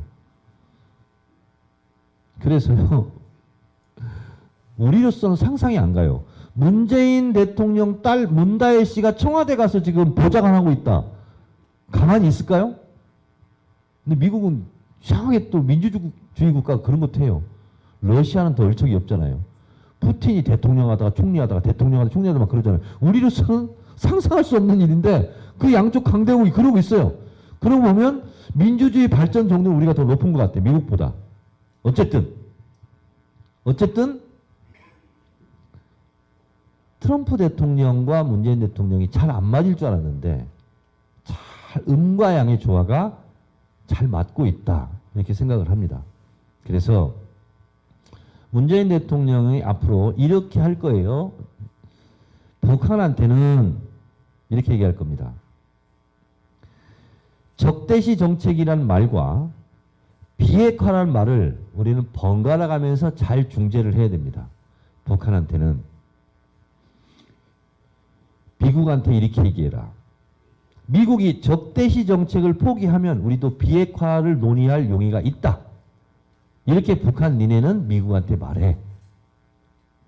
미국한테는 비핵화를 할 용의가 있으면 우리는 적대시 정책을 포기할 용의가 있다. 미국은 니네 그렇게 얘기해. 그럼 접점이 필요하잖아요. 접점이 필요하잖아요. 북한한테는 이렇게 가서 얘기하고 미국에 가서는 이렇게 얘기하면 접점이 있는 거잖아요. 비핵화라는 말과 적대시 정책이라는 말 두 개가 지금 닭이 먼저냐 계란이 먼저냐 이 기싸움하고 있는 거예요. 지금 북한과 미국은. 그럼 우리는 거기서 중재자 역할, 화해자 역할을 하는 거죠. 그거를 하고 있어요. 지금 서로. 그래서 제가 봤을 때는 올해 안에 남북 정상회담이 열립니다. 그리고 남북 정상회담이 열리는 것은 11월에 있을 트럼프 대통령이 그렇게 지금 갈구하고 있는 11월 미국 중간선거에도 트럼프에게 유리하게 작용할 가능성이 높기 때문에 이것을 잘 우리가 국제정세를 활용한다면 남북 정상회담이 열릴 것이다. 그러면 남북 정상회담은 도대체 우리 파주와는 무슨 관계가 있는가? 제가 마포 의리 지역구인데요. MBC를 상암동에 본사에 제가 유치를 했습니다. 원래는 일산에 가려고 했었어요. 송도나. 근데 제가 국회의원 할 때 최문순 MBC 사장 때 상암동으로 와라. 만평 빈 땅이 있다. 그러면서 쫙 얘기를 했더니 저한테 그래요. 의원님, 제 말발로는 좀 어려우니 우리 MBC 간부들 워크숍 할 때 와서 강연 좀 해주세요. 그래요. 가서 제가 얘기했습니다. 그래서 MBC 본사 임원들을 제가 설득한 논리가 뭐였냐면 MBC가 언제까지 국내에서만 머물 거냐. 대륙으로 세계로 뻗어나가는 방송국이 돼야 되지 않겠느냐. 제가 그렇게 얘기했습니다. 무슨 얘기냐. 남북관계가 잘 풀리면 남북철도가 연결되게 되고 그러면 일본에 있는 수출품들이 부산으로 들어와서 기차를 타고 서울을 거치고 평양을 거쳐서 유럽으로 간다. 일본에 있는 수출품이 배를 타고 유럽까지 가는 데는 40일이 걸리는데 부산에 와서 기차를 타고 가면 14일밖에 안 걸린다. 그러면 26일이 절약되기 때문에 물류비가 절약되기 때문에 가격 경쟁력이 높아진다. 그래서 일본에 있는 수출품들은 부산항으로 다 들어오게 된다. 근데 부산항에 들어왔다가 첫 번째 내려서 교통정리하는 데가 상암동이다. 그래서 상암동이 물류 도시화가 된다. 고양시까지.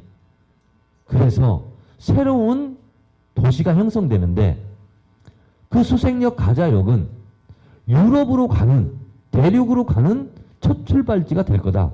그 바로 옆에 MBC가 있다면 얼마나 좋겠냐. 제가 이렇게 설득했습니다. 그랬더니 MBC에서 그거 몰랐다고. 그럼 이사 가야 되겠다고. 그래서 MBC가 상암동으로 온 거예요.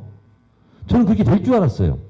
아까 사회자가 제 소개를 할 때 남북철도 연결을 위한 국회의원 모임 그걸 제가 만들었어요.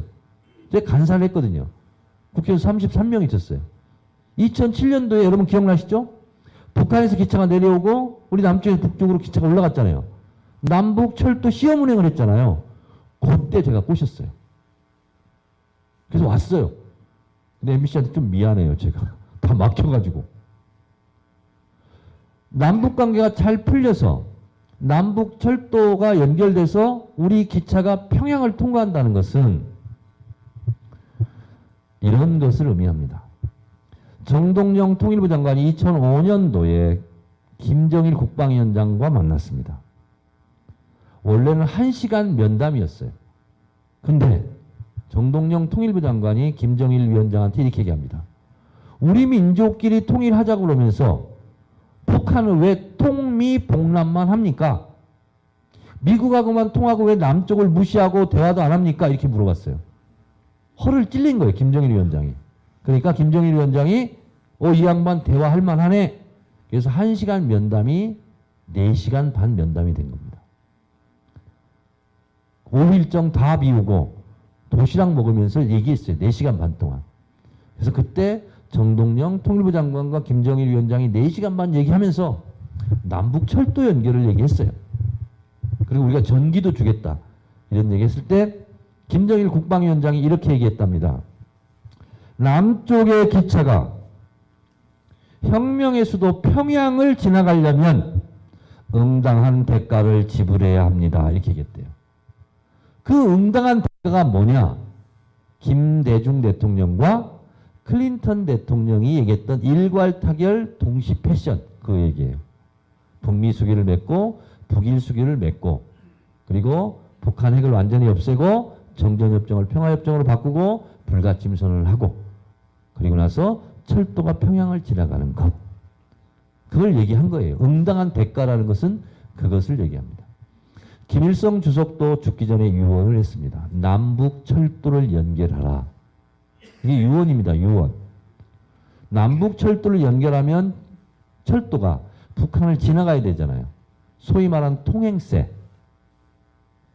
김일성 주석 때 계산하는 돈이 3억 달러. 통행세가 떨어진데 지금은 한 10억 달러 정도 떨어진답니다. 10억 달러면 1조 원이죠. 1조 원은 아까 뭐라고 했어요 제가? 북한 전체 1년 국방비가 떨어지는 거예요. 북한으로서는 엄청난 돈입니다. 그러니까 우리로 치면 40조 떨어지는 거예요. 북한으로 치면. 1조가 그 정도의 가치가 있으니까. 너무 엄청난 겁니다. 북한도 좋은 거예요. 일본한테 110억 달러, 110억 달러는 11조잖아요. 그러면 북한의 주름진 경제가 펴진다는 거 아닙니까? 그럼 서로 으르렁거리고 싸우지 않는다는 거잖아요. 그러면 휴전선이 높이가 낮아지는 거죠. 그리고 금강산이 다시 열리고 개성공단이 다시 열려요. 노무현 대통령이 평양에 갔을 때 김정일 국방위원장한테 계속 설득했던 게 14선언 할 때 제일 주안점을 뒀던 게 NLL 대화록을 읽어보면 나옵니다. 김정일 국방위원장을 통해서 계속 설득하는 게 뭐냐면 개성공단처럼 해주시도 좀 열어라. 해주공단 만들자는 거였어요. 왜? 해주 앞바다에 백령도가 있어요. 백령도가요. 해주 바로 앞바다예요. 북한으로 치면 껄쩍지근한 겁니다. 해주 앞바다 보이는데 백령도에 우리 군인들이 있어요. 그 해주는요. 백령도 서해 오도 때문에요. 군사 밀집 지역이에요. 해주가. 김정일 국방위원장이 이렇게 얘기합니다. 해주는 군사 밀집 지역이라서 바늘 하나 꽂을 자리가 없습니다. 이렇게 얘기해요. 해주공단 꿈도 꾸지 마시오. 이렇게 얘기해요. 노무현 대통령이 계속 설득합니다. 그래도 개성공단 여니까 좋지 않느냐. 해주에 공단을 만들게 되면 개성공단에 있었던 전진 배치했던 무기 부대가 다 개성 이북으로 올라간 겁니다. 금강산을 열었다는 것은 금강산 동해바다로 가보신 분이 있어요? 거기가 장전항인데요. 3분의 1을 산으로 에워싸고 있어요. 태풍이 불어도 거기는 잔잔합니다. 거기가 남침용 해군 기지였어요. 금강산 앞바다가. 금강산을 열었다는 것은 그 전진 배치된 해군 기지를 원산 쪽으로 옮겼다는 거예요. 남침할 의지가 없다. 우리 잘 지내면 이런 걸 뜻하는 겁니다. 개성공단과 휴전선 사이에 있었던 도로가 났잖아요. 도로가. 전진 배치됐던 무기가요. 다 뒤로 물러갔어요. 김정일 국방위원장으로 보면 이런 거예요. 피 한 방울 흘리지 않고 남한은 북쪽의 땅을 개성공단과 금강산을 왔다 갔다 하는 거예요. 초 한 방, 피 한 방울 흘리지 않고. 김정일 국방위원장 입장으로는 양보한 거라고 생각해요. 그러지 않겠어요? 입장을 거꾸로 생각해 보자고요. 만약에 북한이 이곳 파주에 와서 공장도 짓고 북한 인민군들도 내려있다고 생각해 보세요. 아마 우리 보수 세력 난리가 날 거래요. 북한도 그런 세력이 있어요. 근데 김정일로서는 양보했다고 생각할 수 있는 거예요. 근데 또 해주를 열라니 이렇게 된 거죠. 근데 나중에 김정일 위원장이 설득이 됐어요. 그래서 점심 먹고 나서 김계관을 불러요. 계관 동무, 노무현 대통령한테 가능하다고 보고하시오. 이렇게 얘기합니다. 근데 그 보고라는 단어는 2012년 대선 때 노무현 대통령이 비굴하고 굴종적 자세로 김정일에게 보고했다라고 둔갑해서 당시 새누리당이 선거판에서 악용해 먹습니다. 그 보고라는 단어를. 어찌됐든 가능하다고 얘기했습니다. 해주가 공단이 만들어지면 해주 지역에 있었던 군사 밀집 지역이라고 했죠. 거기 있는 군부대와 무기들이 뒤로 물러나는 겁니다. 그러면 우리 백령도에서 군인들을 좀 물릴 수 있어요. 그러면 그 앞바다가 꽃게잡이에다가 맨날 총질하고 싸우잖아요. 그런 일이 안 생기는 겁니다. 우리는 우연한 군사 충돌을 가급적이 막아야 됩니다. 군사 충돌이 있다 보면 서로 감정이 격하잖아요. 그러다 뭐 총 쏘고 막 하잖아요. 그럼 수습 불가능한 상태로 막 밀려들 수 있어요. 말려들 수 있어요. 그걸 하려다가 못한 겁니다. 왜? 우리가 정권을 뺏겨서. 이명박 정권이 들었으면서 해주공단 해자도 얘기 못 꺼냈잖아요. 만약에 노무현 대통령 이후에 그때도 다시 정권이 연장됐다면 해주공단을 여는 걸로 우리가 다시 논의를 진척할 수 썼을 텐데 김대중 노무현 때 남북관계 가는 것이 모든 것이 다 거꾸로 가버렸어요. 그래서 안 된 겁니다. 자, 문재인 대통령이 여차저차 해서 남북 정상회담을 했어요. 그러면 북한도 미사일이나 핵이나 더 이상 도발을 안 해요. 그리고 미국하고 북한도 잘 지내요. 개성공단이 다시 열려요. 금강산 다시 열려요. 그러면 파주 땅값 다시 오를 거예요? 아마 그렇게 변화가 있을 거예요. 자, 이 파주 군사접경 지역 이런 데는요, 남북 관계가 얼어붙을수록 쉽게 얘기해서 땅값이 내려갑니다. 남북 관계가 풀릴수록 땅값이 올라갑니다. 제가 알아듣기 쉽게 땅값을 얘기하는데요, 그 땅값은 다시 말해서 남북 관계가 잘 갈 것인가 말 것인가에 대한 희망의 수치입니다. 가능성에 대한 수치고. 그렇잖아요? 아니, 왜 동쪽만 육로가 뚫리고 왜 서쪽만 뚫리냐? 우리 해주 통해서 북한 가는 길 한번 뚫어보자. 이런 얘기 있을 수 있어요, 없어요? 있죠. 왜 양쪽 해안가만 왔다 갔다 하냐? 우리 내륙 지방도 좀 도로 좀 놓자. 그래서 우리 파주 시청부터 출발하는 북한으로 가는 거 좀 한번 해보자. 아, 제2 자유로도 파주까지 빨리 오고, 그래서 서울부터 시작해서 제2 자유로, 제1 자유로 타고 파주 통해서 북한으로 가는 거. 그러면 휴전선 그만큼은 철조망을 잘라내야 될 거 아니에요. 그렇잖아요? 왜 판문점 만나는 데는 금강산하고 개성공단 이쪽 판문점만 있냐? 우리 해주 근처, 아니 파주 근처에도 그런 거 만들자.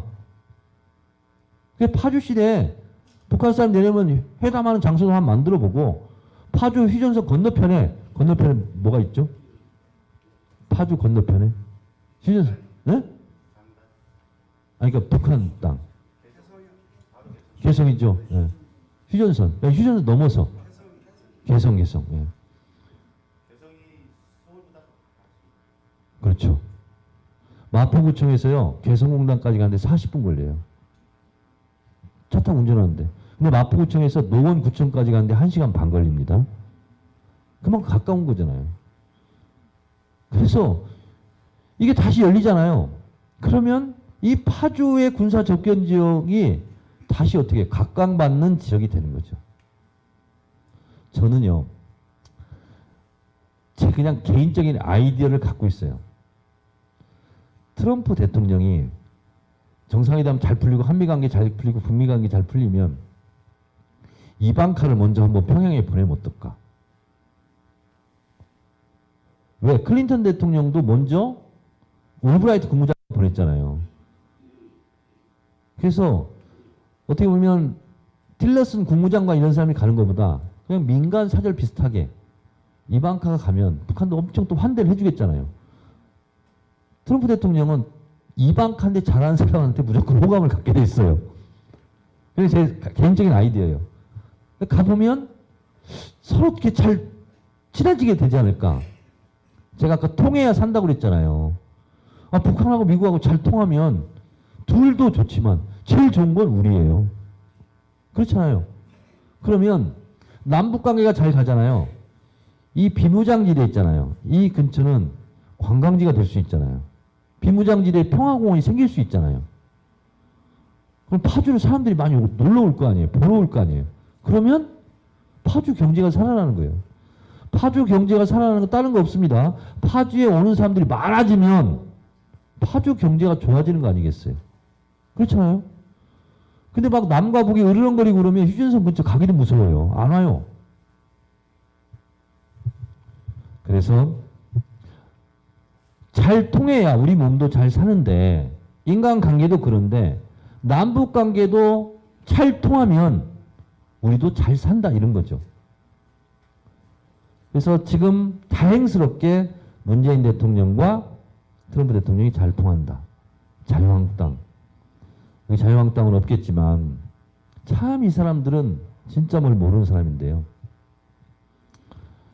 지금보다 남북관계가 더 긴장 상태가 있었던 적이 2번 있었습니다. 언제냐면 여러분 다 기억하실 거예요. 1968년도입니다. 울진 삼척에 북한 무장공비 침투해가지고 민간인 학살했어요. 그렇잖아요? 그리고 그때 북한이 미국 배 투입을 납치를 해버렸어요. 그 배를 대동강에 끌어놨어요. 미국 비행기도 격추를 시켰어요.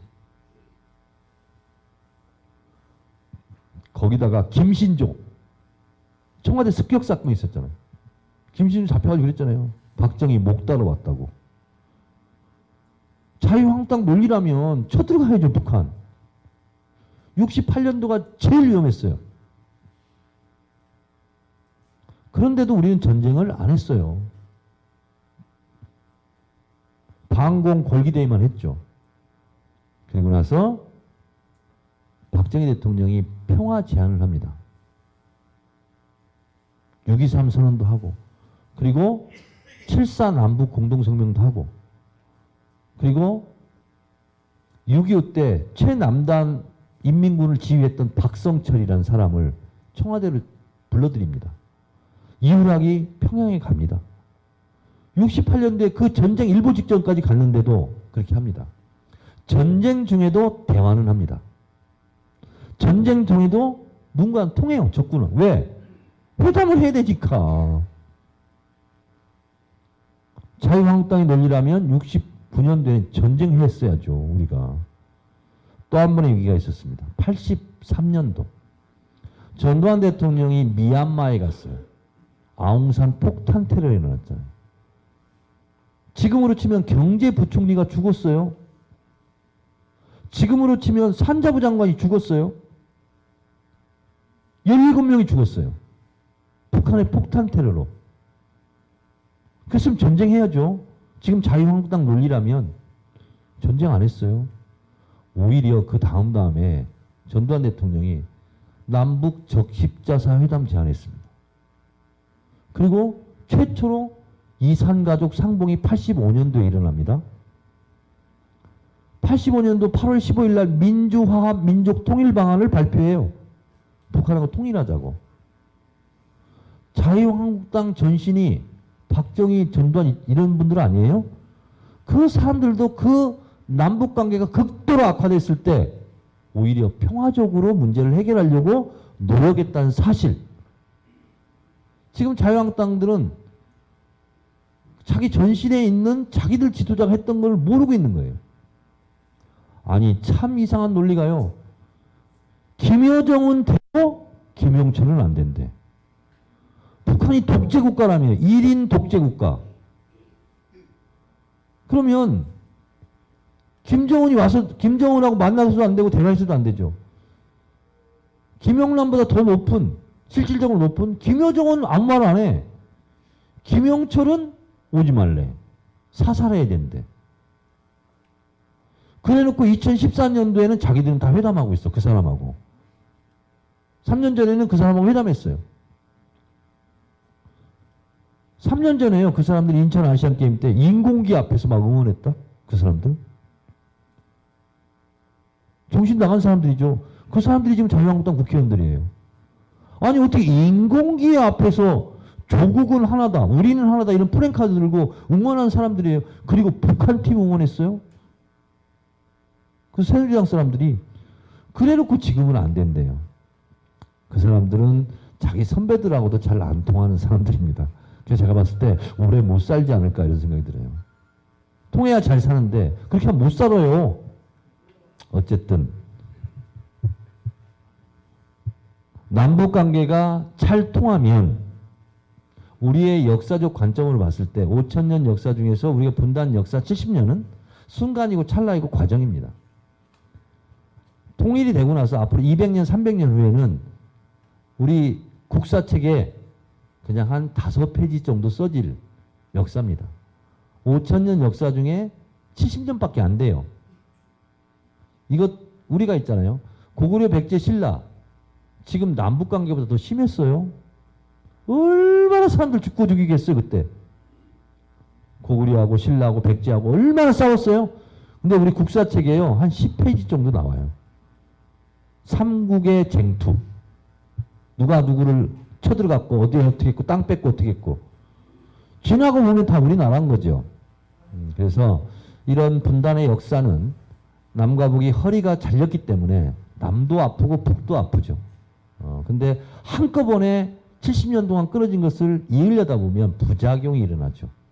그래서 갑작스럽게 뭘 합치자는 뜻이 아니라 서로 적대적인 감정을 좀 내려놓고 우리 서로 으르렁거리면 서로 피곤하니까 북한이 한미 연합 군사훈련을 왜 그렇게 반대하는 줄 아세요?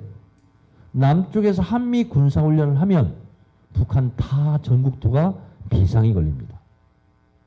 비행기 뜨잖아요. 북한도 비행기 떠야 돼요. 여기가 탱크 움직이잖아요. 거기도 탱크 시동 걸어놓고 있어요. 북한은 돈이 없어요. 근데 똑같은 규모로 본인들도 대비하고 있어요. 기름값도 없는데 경제도 어려운데 그래서 이걸 하지 말라는 거예요. 남쪽에서 한미 군사훈련하는데 자기들 편안하게 워카 벗고 네모발이 자고 있지 못해요. 전 군이 비상 걸리거든요. 전 군이 비상 걸린다는 것은 뭔가 움직여야 된다는 거고 움직인다는 것은 돈이 들어간다는 얘기예요. 그래서 그렇게 싫어하는 거예요. 북한이. 북한 미국의 무슨 전투기 막 뜨잖아요. 본인들도 떠야 돼요. 괴로운 일이거든요. 본인들도. 그래서 서로 이렇게 으르렁거리고 살다 보면 우리도 피곤하고 북한도 피곤하다. 그러니까 잘 지내야 되고 잘 통해야 된다. 이런 거죠. 평화를 위한 길은 따로 없다. 평화가 곧 길이다. 평화로 전쟁을 막을 수는 있어도 전쟁으로 평화를 살 수는 없다. 이게 답일 수밖에 없습니다. 그래서 저는 문재인 대통령이 지금 너무 잘하고 있고 또 김정은도 북미 대화할 용의가 있다고 하니 2018년이 남북관계와 북미관계를 개선할 수 있는 좋은 희망의 하나가 될 것 같다. 그리고 올해 정상회담이 열릴 것 같다.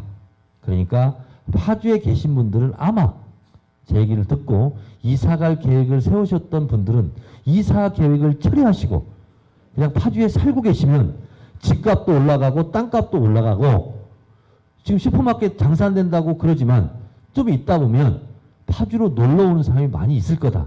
그래서 슈퍼마켓도 잘 되고 식당에서 라면도 잘 팔릴 거다. 그렇게 생각을 합니다. 남과 북이 잘 통하는 것은 이곳 인접지역 파주가 잘 사는 길이기도 하다. 그래서 남북관계를 잘 관리하고 남북관계가 성공한 정부가 진정으로 성공한 정부다. 남북관계를 실패하고 나서 성공한 정부는 있을 수 없다. 왜냐하면 남북관계가 곧 경제이기 때문에 그렇습니다. 휴전선에서 국지전이 일어나면요. 국지전이 일어나면 국가 1년 예산 400조가 하루 이틀 사이에 다 빠져나갈 수 있습니다. 경제 폭망입니다. 그래서 북한이 이뻐서도 아니고 좋아서도 아니에요. 저는 계속 얘기하지만 공산당이 싫어요. 그러나 우리가 덜 손해보고 평화롭게 살기 위해서 북한이 미워도 잘 구슬러 가면서 우리가 중재 외교, 균형 외교를 잘해서 트럼프를 잘 녹여서 김정은도 잘 달래서 트럼프와 김정은이 잘 만나게 해서 거기서 우리가 주도적으로 중재 외교를 잘하는 것, 그것이 파주 시민도 잘 사는 길이다 라는 말씀으로 제 강연을 마치도록 하겠습니다. 감사합니다.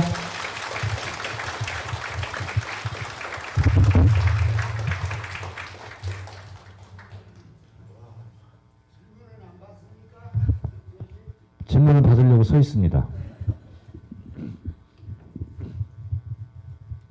네, 질문 받아주세요. 네, 이래서 말씀. 민주당 권리당을 이용합니다. 정청래 전 의원님을 보니까 정말로 생각합니다. 왜냐하면 제가 판도라를 계속 보고 있습니다. 네.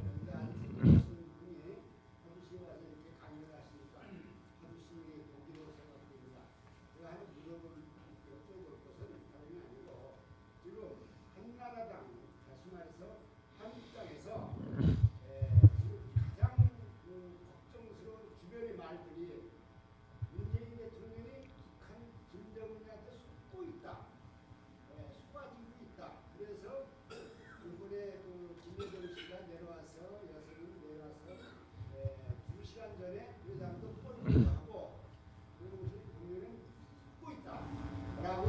작전에 대해서 주민들이 선동을 시킵니다. 왜 문재인 대통령이 북한에다 쓰고 있다. 그리고 또 하나는 지금 제 개인적인 생각입니다만은 경제적인 물류가 부산에서 일본에서 부산을 들어가지고 아까 말씀 중에 들어가지고 이 러시아로 이렇게 올라갈 때 경제가 전략이 된다고 했습니다. 그런데 저 개인적인 생각은 한해저 터널이 뚫려서 더 빨리 올 수 있는 그런 정책을 국가에서 가지고 있으신가?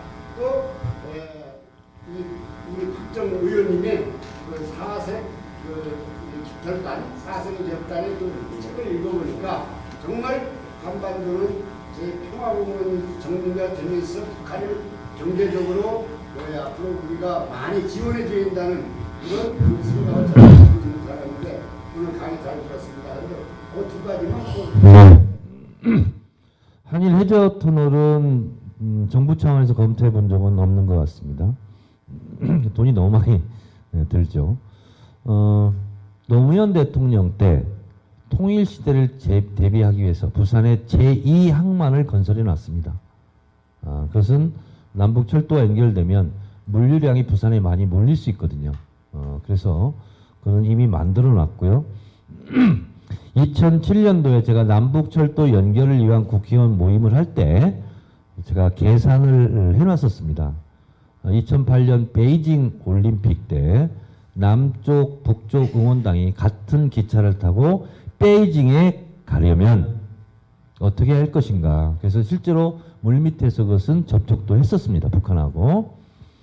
그런데 북한의 철도가 지금 시속 30-40km밖에 안 나옵니다. 단선이고. 그래서 2007년도에 계산을 했을 경우 80km 이상의 속력을 내려고 하면 북한의 철도를 개선해 줘야 되는데 그때 돈으로 4조 원 정도가 드는 걸로 계산이 된 것으로 제가 기억하고 있습니다. 그래서 북한에 만약에 철도 시설이 노후화됐다면 그런 것은 우리 남쪽에서 그냥 투자해도 좋지 않을까 그런 생각을 하는데 그 이유는 인도네시아에 가면은요 95%가 다 일본 차입니다. 그래서 인도네시아가 왜 독점적으로 일본 차를 다 사주냐면 고속도로를 공짜로 깔아줬어요. 일본에서. 고속도로를 깔아줘야 차가 달릴 거 아니에요. 그래서 고속도로를 공짜로 깔아주는 대신 일본 차를 사라. 그래서 인도네시아는 일본 차가 많이 굴러다니는데요.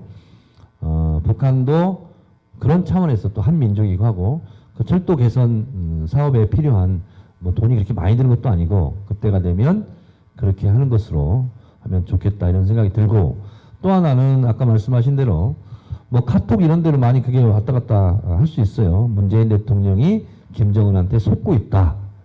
이렇게 되는데요. 문재인 대통령이 지금 굉장히 신중한 자세로 접근하고 있죠. 그리고 김정은하고 트럼프하고 작년도에 말폭탄을 많이 쐈죠. 서로 말로 공격하고. 근데 미국에서도 그런 얘기를 했습니다. 김정은과 트럼프가 말전쟁을 했는데 김정은이 이겼다. 이렇게 미국의 언론들도 보도하고 있거든요. 그러면 진짜 트럼프 대통령하고 김정은이 말전쟁을 해서 김정은이 이겼냐? 그게 아니고 트럼프가 세련되지 못했다 이런 얘기거든요. 다시 말해서 미국의 펜스 부통령이 여기에 와서 김영남하고 악수도 안 하고 그냥 소인배처럼 굴고 갔어요. 우리 언론에서는 그다지 비판을 안 했는데요. 미국에 가서는 엄청 비판을 받았어요. 강대국 미국 부통령이라는 사람이 그 코딱지만한 나라 실세도 아닌 사람이 와 있는데 그 사람한테 이렇게 옹졸하게 그랬자고. 그래서 펜스 부통령이 무지하게 비난을 많이 받았습니다. 그렇다 보니까 펜스 부통령이 이렇게 얘기했잖아요. 그쪽에서 먼저 악수 청했으면 나도 했을 텐데 거기에 가만히 있어도 나도 안 했다. 이런 또 얘기를 했잖아요. 그것도 엄청 또 욕을 먹었어요. 아니 네가 먼저 가서 악수할 수도 있지. 그게 뭐냐고 뱅이처럼. 그래서 그렇게 공격을 많이 받았거든요. 그러면 미국에서도 이렇게 펜스 부통령이 자국 언론한테 비판을 받으면 그러면 김영남한테 펜스 부통령이 진 건가요? 속은 건가요? 당한 건가요? 그런 건 아니죠. 그런 것처럼 그렇게 말하고 싶은 사람들이 있을 수 있으나 결국은 우리 문재인 대통령 같은 경우는 김정은도 구슬러야 되고 트럼프도 구슬러야 되잖아요. 그러니까 우리가 고압적인 자세를 해서 우리한테 손해예요. 그러니까 트럼프도 추켜 세우고 필요하면 김정은도 추켜 세우고 그렇다고 해서 사람들이 문재인 대통령 당신은 배알도 없어? 트럼프한테도 항상 이렇게 하고 김정은한테도 살살거리고 그렇게 하면 안 되고요. 김대중 대통령이 이런 말을 했어요. 국익을 위해서라면 악마하고도 악수할 수 있어야 된다. 이렇게 얘기했고 그게 맞는 거거든요. 펜스 부통령은 속 좁은 겁니다. 아니 눈이 뻔하고 있는데 그냥 가서 악수하면 되잖아요. 누가 먼저 가고 그런 게 어딨어. 나이도 김영남 위원장이 훨씬 더 많더구만. 오히려 먼저 다가서 악수하는 사람이 더 큰 사람이지. 근데 미국의 부통령은요. 우리가 생각하는 것처럼 힘 있는 사람이 아니고요. 그냥 결혼식장이나 장례식장 이런 데 대통령 대신 가는 사람이래요. 그냥. 그래서 미국에서는 쳐주지도 않아요. 사실은. 네. 그렇게 답변하세요. 네. 네. 자, 다른 분 질문 있으실까요? 워낙 강연이 완벽해서 질문거리가 없을 것 같기도 한데 한 분 정도 더 그러면 네, 질문하지 않으면 제가 질문하겠습니다. 안 계시면 끝내면서요. 저도 뭐 나이가 이렇게 많지도 않고 적지도 않은데 제가 북한 문제는 이렇게 공부하고 이렇게 관심을 갖고 한 게 한 30년 정도 됐습니다. 대학생 때부터 저는 조국 통일을 하자. 그래서 특별위원장을 맡아서 그거 학생 때 주장해서 감옥 가기 시작했습니다. 통일운동 하다가 근데 이제 평생 이 남북관계 분단 문제, 통일 문제는 평생 끌어안고 가야 되겠다. 그렇게 생각해서 제가 아들 셋 낳았는데 아들 이름도 통일 관련 이름으로 지었어요. 큰애는 한라에서 백두까지 그래서 한백으로 짓고 그만 변치 말고 한결 같아라. 그래서 둘째는 한결로 짓고 아무리 남북관계가 어렵고 겨울 같은 추운 날이 와도 늘 푸른 소나무처럼 그 자리에 서 있어라. 그래서 한솔 이렇게 지었습니다.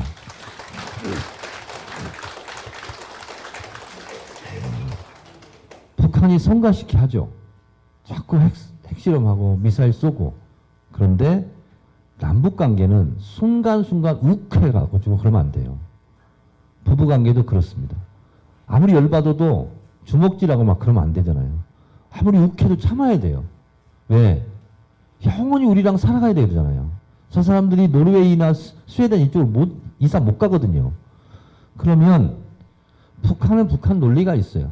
우린 또 우리가 논리가 있어요. 그래서 남북관계도 역지사지 해봐야 됩니다. 남북관계도. 그리고 북한도 남한에게, 남한도 북한에게 좋은 상대가 돼야 돼요. 자유한국당처럼 저렇게 해서 남는 게 뭐가 있어요?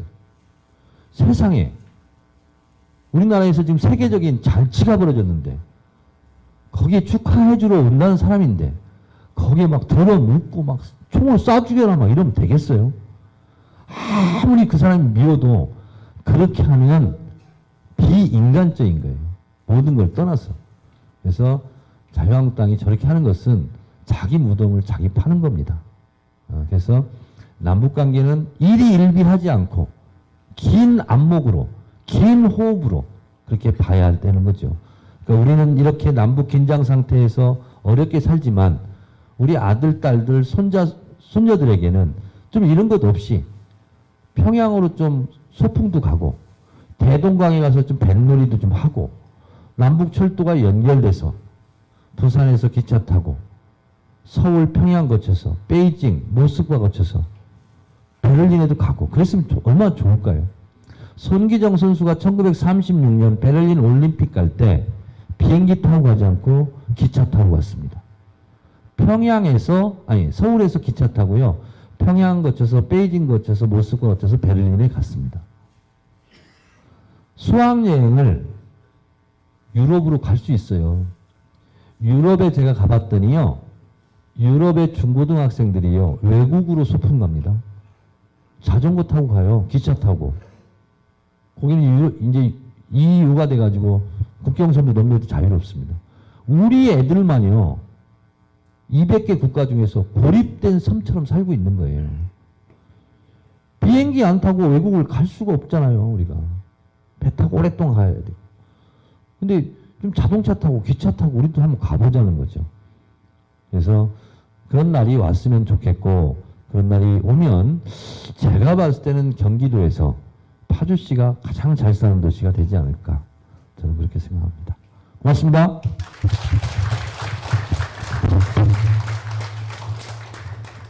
와, 대단하시죠? 예.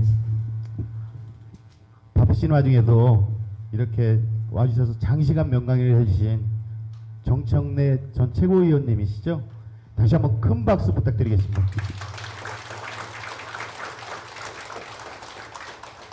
의원님 이렇게 보내드릴 수 없죠. 우리 단체 사진이라도 한번 찍어야 되겠죠? 여러분 나오셔서 의원님하고 단체 사진 한번 찍는 걸로. 의원님 괜찮으실까요? 네.